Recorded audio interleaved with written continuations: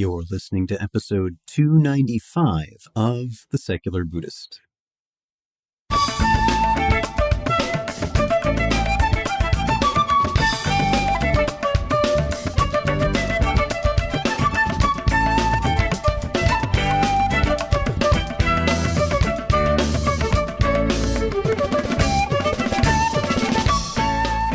Welcome to The Secular Buddhist. I'm Ted Meissner. The Secular Buddhist is the official podcast of the Secular Buddhist Association, a grassroots-driven effort to answer the needs of secular teaching and practice for contemporary society. The podcast has interviews and roundtable discussions pertaining to engaged Buddhist training and practice, and the SBA website has show notes for each episode along with resource materials. Though the podcast focuses on core practices from a secular viewpoint, more traditional teachings are welcome and openly discussed. Zen teacher and author Brad Warner joins us to speak about his book, It Came From Beyond Zen. More practical advice from Dogen, Japan's greatest Zen master.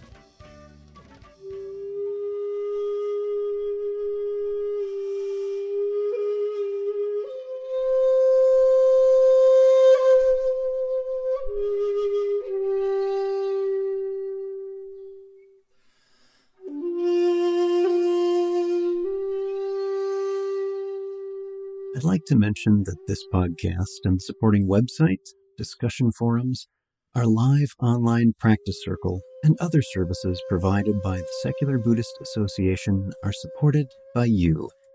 If you find this episode or any other offerings helpful to you in some way, I ask that you take a moment and visit secularbuddhism.org and click on the contributions button. There are many ways you can help, which are listed on that page. And if you make a donation, it's tax deductible and helps ensure the SBA is able to continue the exploration of secular Buddhism. Thank you. We're glad to have you join us in the conversation. The Shobogenzo is one of Zen's most treasured volumes from Dogen, written in the 13th century. But don't let that time frame fool you.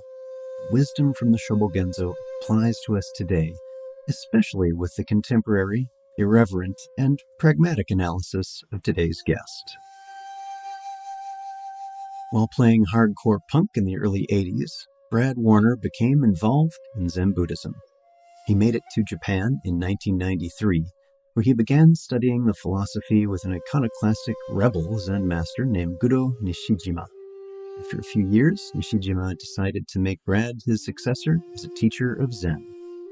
In addition to several books, he's published work in Buddhist magazines Shambhala Sun, Buddha Dharma, and Tricycle, as well as rock magazines such as Alternative Press, Maximum Rock and Roll, and Razor Cake.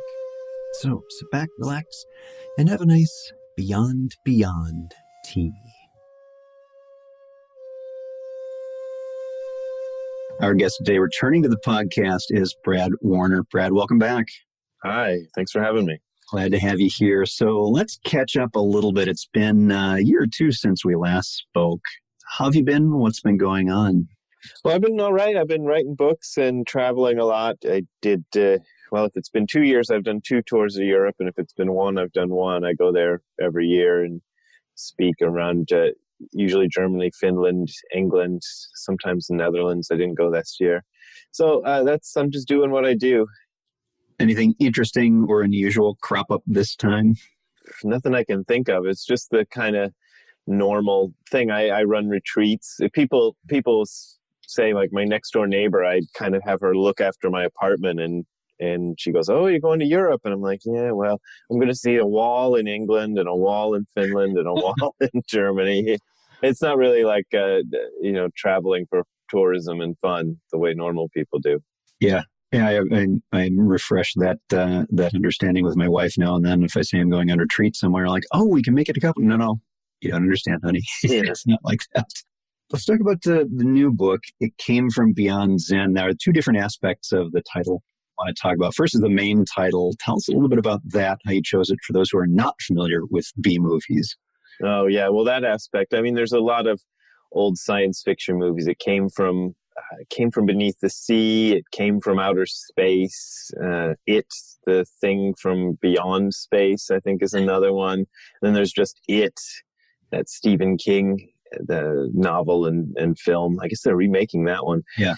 And Dogen wrote an essay called Inmo, which my teacher translated as It, because that's basically what the word Inmo means. It's an old Chinese word, and I checked it out, and that's exactly what it means. Most other translators give it a kind of frou-frou title like suchness or thusness or something like that, but the word doesn't mean anything like that. It just means it.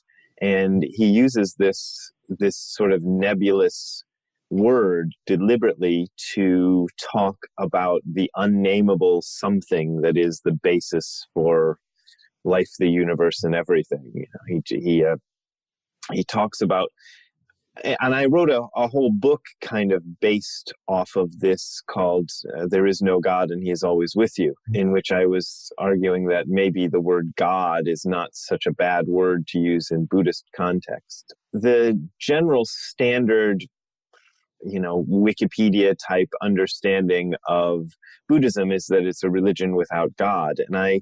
And I think, yeah, that's definitely true. There's not really a creation myth. There's not really this idea of the big man in the sky who watches over you and all of that. That's true. But when you say it's a religion without God, people think it's a kind of atheism, and it's not really.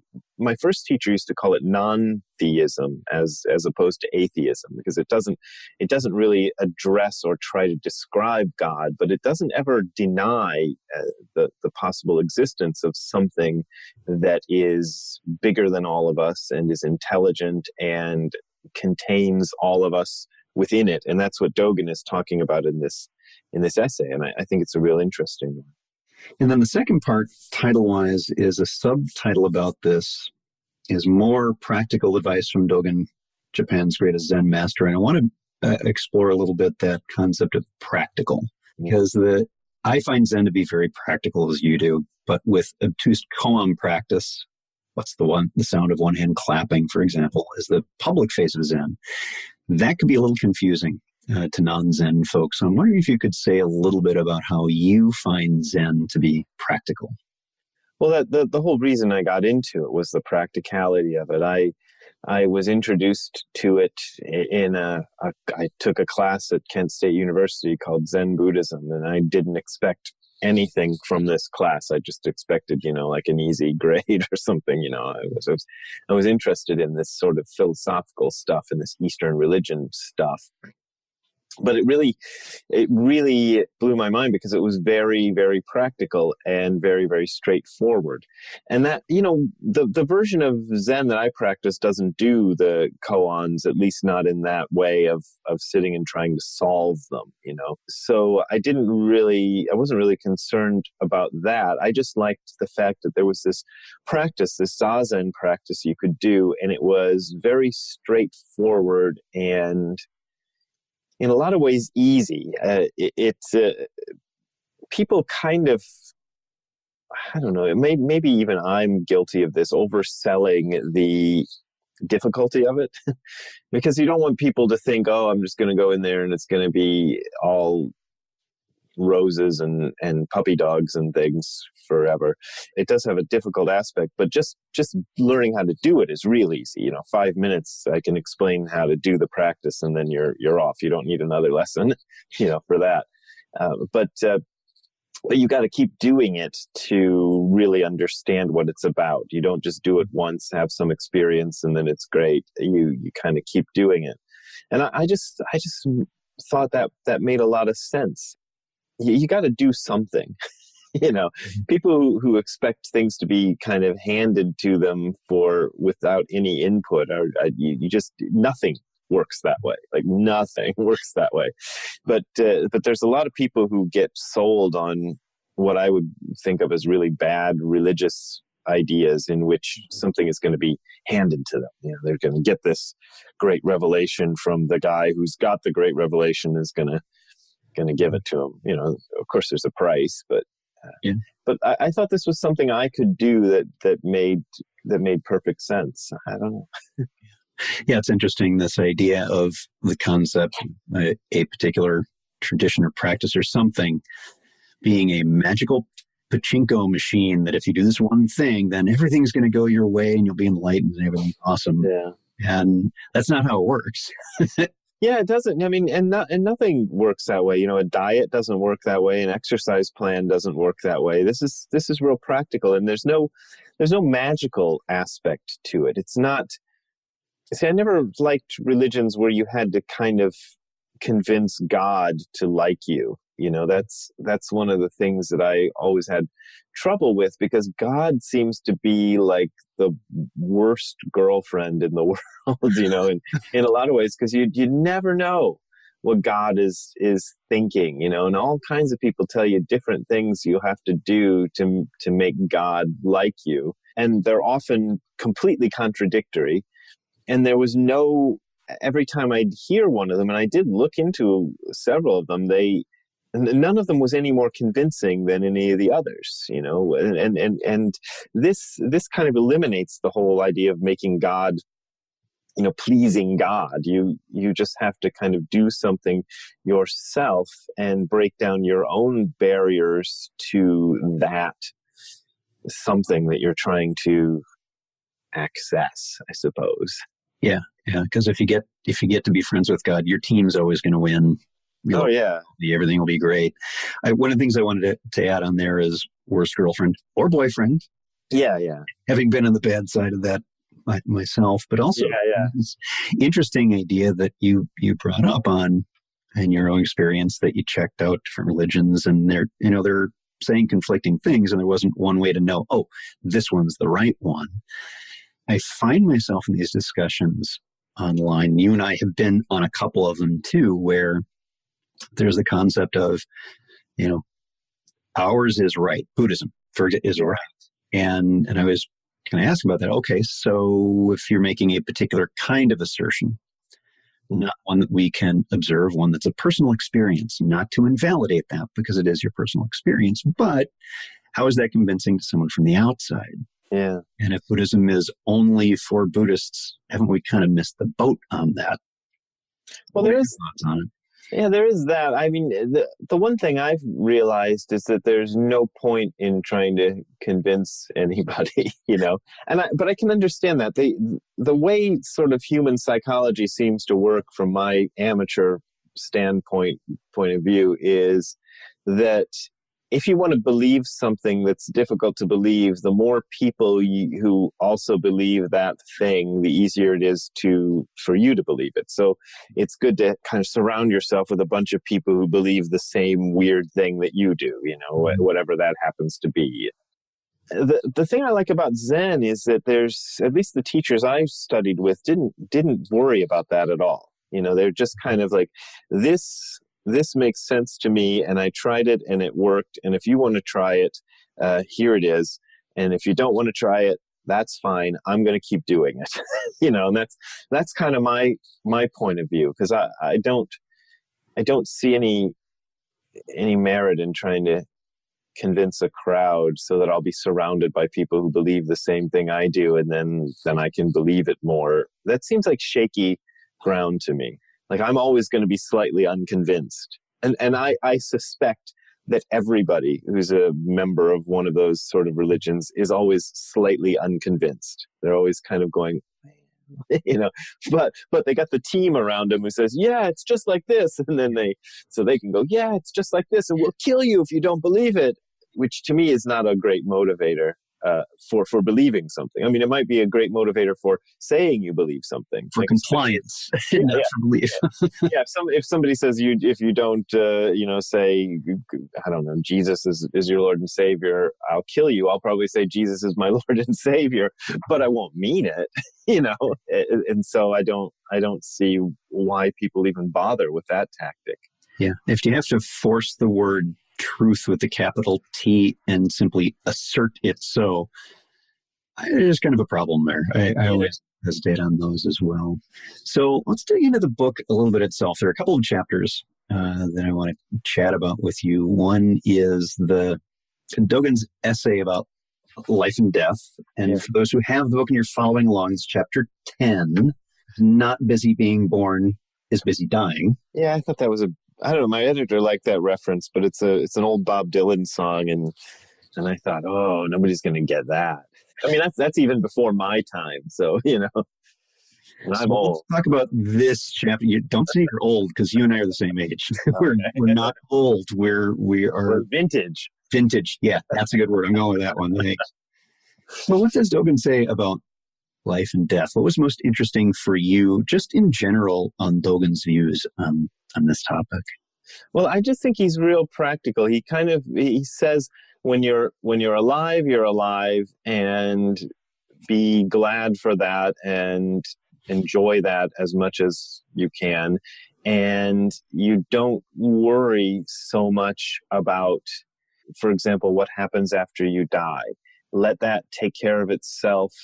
And if you believe that your actions in this life add up to a cosmic scorecard that are going to give you a better rebirth or whatever, then do good things. And Dogen really does emphasize this idea of doing good. That was the point of my previous book about Dogen, Don't Be a Jerk, is his essay about that, about the practical aspects of being a good person, just a general good person.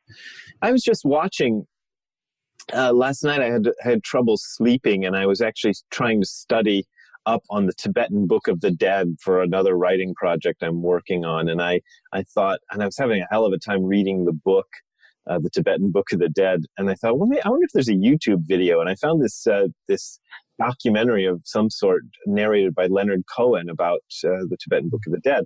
And what was interesting is they kept cutting to shots of these Tibetan monks doing things kind of around that book. And they just look like, and this is just my eyeball point of view watching this documentary, so I could be wrong, but they look like people who are just obsessed with death. And I've known people like that in not in Tibet, in the United States or even in Japan, whose whole outlook on life was just to be constantly thinking about death and how to prepare for death and what to do about the afterlife and all this stuff. And I thought, Jesus, you're really, you're kind of burdening your whole life with this dark cloud. Why not just be alive when you're alive and let the rest go, and you don't have to worry so much about that, Yeah, in the translation you have, we'll just read one part again, folks following along, page 192. When you're alive, there's nothing but life. When you die, there's nothing but death. So when life comes, be alive. When death comes, die. You don't need to dodge either one. You don't need to long for either one. It seems a lot simpler to me.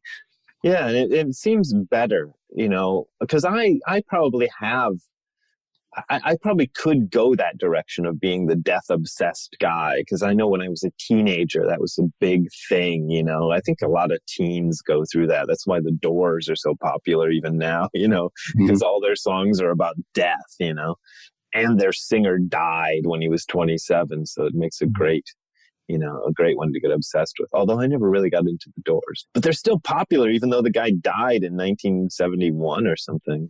So there you go. The other thing I wanted to talk about is that you included the Tenzo Kyokun, or the famous instructions for the cook.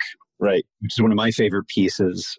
It's, to me, one of the more fun pieces, oddly, though that may sound, even though this isn't part of the Shobogenzo, like the rest of the book. So I'm wondering why you put it in, and just say what that is for those who might not be familiar with it. Yeah. What it is instructions for the cook. So it's a piece of writing Dogen did to instruct temple cooks on how to do their job. And on one level, that's exactly what it is. It's not part of Shobogenzo, which is Dogen's big masterwork. And it has an interesting history in that it was an unknown piece of writing for a few hundred years after Dogen died, and then somebody found it in a box in a temple, in the back room of a temple. I think this was even maybe 200 years ago or something. So it's not a recent find, and most scholars are pretty convinced. In fact, every scholar I looked at is convinced it's authentic. It's an actual piece of Dogen's writings, but it was lost for a long time. And it's great. It's a great piece of philosophical writing is all mixed in with this instructions to the cook, and how to kind of just, because the basic sort of point of instructions to the cook is when Dogen came back to Japan after being in China, he saw that temples, and in fact, temples in China were doing this too, but every temple in Japan was doing this, and a lot of them in China were doing this, where the cook was just like a low job that you gave to some flunky who couldn't cut it anywhere else, and temple cooks were notoriously bad. They were bad at cooking. They were kind of lazy people, and they just, it was this job that got fobbed off. And he said, no, this job is really important. So I think we have a better understanding, and maybe the book or maybe Dogen's view contributed to this, of temple cooks or cooks in general. But it's kind of saying, take any job that you are given and do it to your utmost, no matter whether the world thinks that's the most important job to do or whether they don't even notice. So you could maybe write it, and maybe I should have rewritten it as like instructions for the garbage man or something. You could do something like that. You just take a job that people don't like, and then make it into something. And the other reason I put it in is I kind of put the word out before I wrote the book online of like, what would people who read my stuff like to hear. And a whole bunch of people said they wanted to see instructions for the cook. And I thought, well, I'd like to tackle that one. So I did. Yeah, it's interesting that this advice seems to have been well learned, because the cooks any retreat center I go to are amazing. You do a really good job. Yeah, and it's considered to be a really important job in the Zen community these days. So I think Dogen contributed to people on retreats getting to eat a little better. So, Brad, what else do you want to talk about with the listeners? What else are you working on? I don't know. I'm working on promoting this book, obviously, and talking about Dogen. And we started a center here in Los Angeles called Angel City Zen Center that we're trying to make into a more practical thing. From my point of view, I was traveling a lot, and I still travel a lot. And I'm getting to the point where I'm kind of fed up with traveling so much. So I wanted to kind of make the mountain come to Muhammad is the old saying, right? Or I don't know that I'm Muhammad, but I'd like to have people maybe come to me instead of me traveling to them so much, and give them a place where they can come to do that. And yeah, just I'm starting work on a new book it's not going to be another book of Dogen stuff. I want to try to, because I've noticed that a lot of people I talk to, even though I'm kind of out there talking about this deep level Dogen stuff, they don't even know what Buddhism is, so you get people coming to retreats and things who don't even know the basic stuff, which is fine.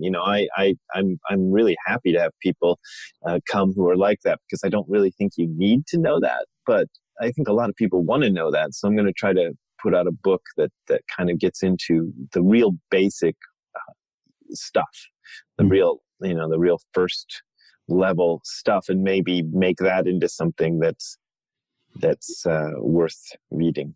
Awesome. Yeah, that is something that I've found a bit less focus in Zen centers in my experience, in that limited, granted only a couple of places. It's less on Buddhism, it's more on Zen, the practice, which was terrific. That was very beneficial for me. I actually liked that focus, but it also left a bit of a gap in my learning, because we didn't spend so much time on it, and that led me elsewhere. So I think that would be interesting to see more of a Zen perspective on Buddhism. Yeah, and I think that's kind of the Zen take on things. And now that you say it, I'm going to have to go and put that into the book, is that you don't really have to know anything about it. Which is, I think, one of the great things about Zen. You don't have to know anything about Buddhism or anything about the history of Zen to appreciate it and to do the practice. That's, I think, an extremely important part of it. That it doesn't require you to know that. But I also think people want to know that stuff. So let's make it easy for them. There's a few books that have tried to do that. and they're good, worthwhile pieces of writing. But I don't know, a lot of the stuff, the intro to Buddhism kind of stuff is real difficult, and it's like knocking your head against a wall to try to figure it out. Mm-hmm. I think it's a lot of the people who write it don't know what it's like to be a pure beginner, or maybe they've gone so far beyond that they don't really get it. Right. It's different to get that perspective of what was this like for me when I started, probably not in that context. And now you're hip deep in it. It's really suffused. And so the writing, typically I've found a bit of automaticity to it, and it seems a little dry and a little less. Well, what's the interesting thing that it was for you when you started? Yeah. That would be, and you have a particular way of writing that I think will reach some folks that the others may not. Yeah. So, good. We'll be glad to have you back for that one. Yeah. Thanks. I'd be glad to be back. All right. Well, everyone who's listening to the podcast, our guest today, Brad Warner, you can find out more about the links we'll be putting on the episode page for this episode, as well as links to this book and several others. Brad, thanks for being here. Yeah. Thanks for having me. I really appreciate it.